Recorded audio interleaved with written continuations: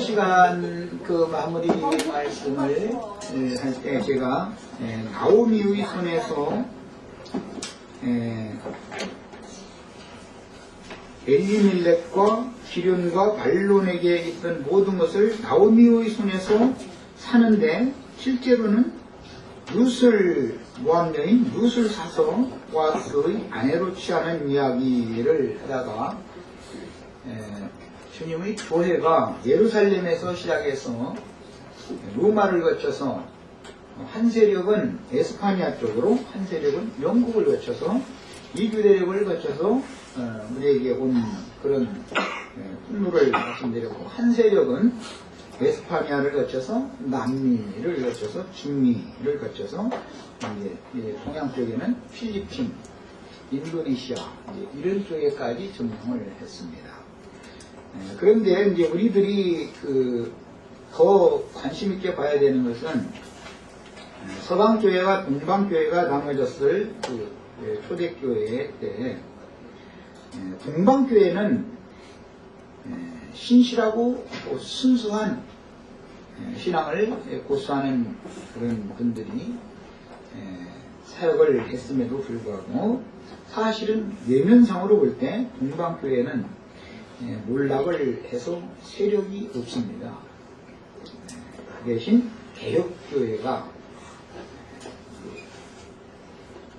구교회라고 흔히 말하는 서방교회와 지금 이제 대립관계를 갖고 있는데, 원래는 동방교회와 서방교회가 대립관계를 가지고 있었어요. 동방교회는 흔히 말하는 히랍 정교회라고 이제 헬라 그리스 정교회, 그리스 지역을 통해서 그 다음에 러시아의 제종 러시아 시대까지 러시아 쪽으로 이렇게 이제 올라갔기 때문에 러시아 정교회라는 얘기 다 들어보셨죠? 네, 그리스 정교회, 러시아 정교회, 이것이 이제 동방교회의 세력입니다. 그런데 1차 대전을 통해서 동방교회는 몰락을 할 수밖에 없게 되었죠. 2차 대전을 통해서는 오히려 해양대국이었던 영국을 통해서 세우게 된 미국이 힘을 얻게 됩니다. 2차 대전을 통해서는. 이런 것들이 인류의 역사를 하나님이 주장하시는 내면적으로 보면 그냥 역사일 뿐이지만 사실은 그 속에 하나님의 복음이 어떠한 방법으로 어떻게 어디 쪽으로 밀고 들어가느냐와 반드시 관계가 있다는 것을 꼭 깨달으시기를 바랍니다. 이제 그리스라든지 그 위에 쪽에 있는 루마니아 그쪽을 거쳐서 오늘날은 이제 러시아라고 그러죠. 옛날에는 이제 소련이라고 그랬는데 그건 이제 큰 연방국이었지만 지금은 이제 러시아가 됐는데, 그래도 종주국은 러시아니까 그쪽에까지 밀고 올라갔던 동방교회가 겉으로 볼 때는 몰락이 되어졌고 서방교회는 흥황을 했습니다.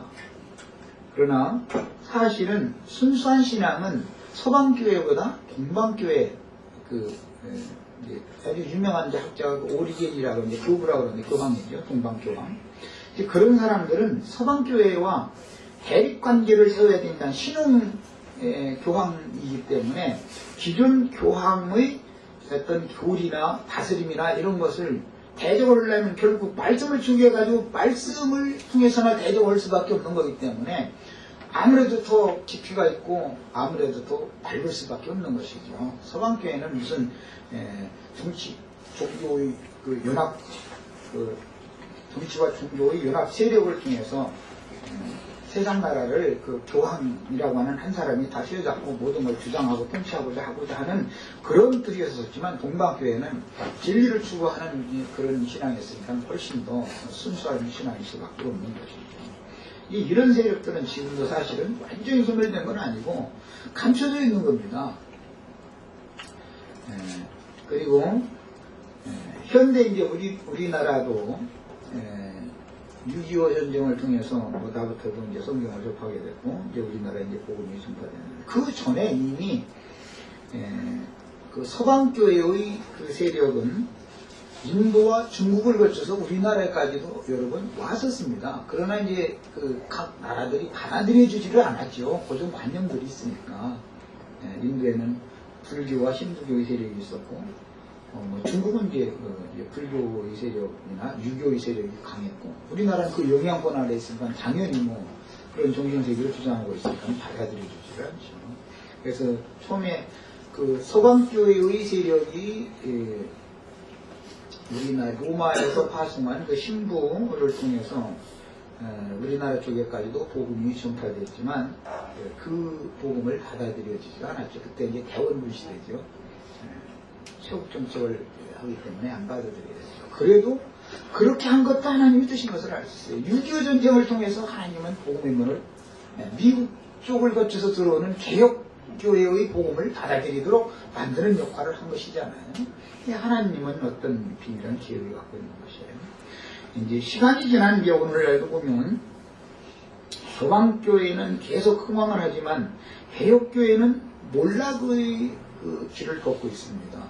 우리나라만 해도 지금 전 세계적인 추세라고 그러는데 로마교로 돌아가는 수가 기하급수적으로 많이 그 인수가 늘어나고 개혁교회는 제가 말할 때 이제 손님이라고 그러지만 하여튼 어쨌든 신자들을 많이 뺏기는 거예요. 그것은 왜 그러느냐.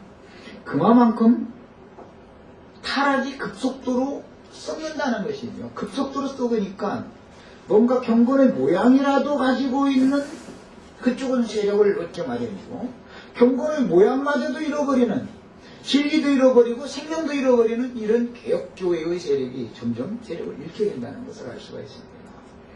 로마교는 진리에 대한 것은 박지 않지만 인간적인 경건의 모양에서는 로마교를 따라갈 수가 없는 것이거든요. 그러니까 거기에는 사람을 얻는 것이죠.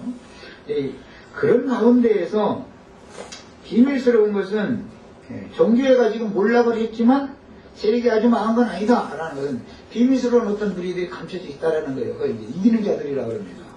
성경에서는 개혁교회가 몰락하고 있고 하고 있지만 하나님이 보시기에는 감춰진 어떤 소수의 무리가 있다는 거예요. 이기는 자들이 있다는 겁니다. 이런 사실에 대해서는 밖에 세상 교회에서는 모르죠. 만약 우리들 같이 이런 모임을 갖는 이런 어떤 무리들이 이것저것에 감춰져 있다 그러면 그것들은 전부 이단 잡것들이고 잃어버리지 관심을 기울이지를 않습니다. 이건 뭐냐? 하나님의 말씀을 응하게 하는 거예요. 대문의 낯을 피하여 당신 필요한 기간 동안 양육시켜서 추수를 시켜야 하기 때문에 그들에게는 관심을 갖지 않게 만드는 거예요. 그들의 눈을 딱 가려버리는 것이죠. 이게 하나님의 비밀의 행정입니다. 이런 것을 꼭 믿으셔야 되겠어요. 이게 믿어주셔야 됩니다. 오늘 그 말씀 나가는 그 기초가 되는 말씀이 9절 하반부에 내가 엘리멜렉과 기련과 말론에게 있던 모든 것을 나오미의 손에서 산 일에 너희가 증인이 된다. 이렇게 보아스가 이걸 선언을 했는데 엘리멜렉과 말론과 기련에게 있던 모든 것이라는 것을 나오미의 손에서 산다. 이 말은 그런 모든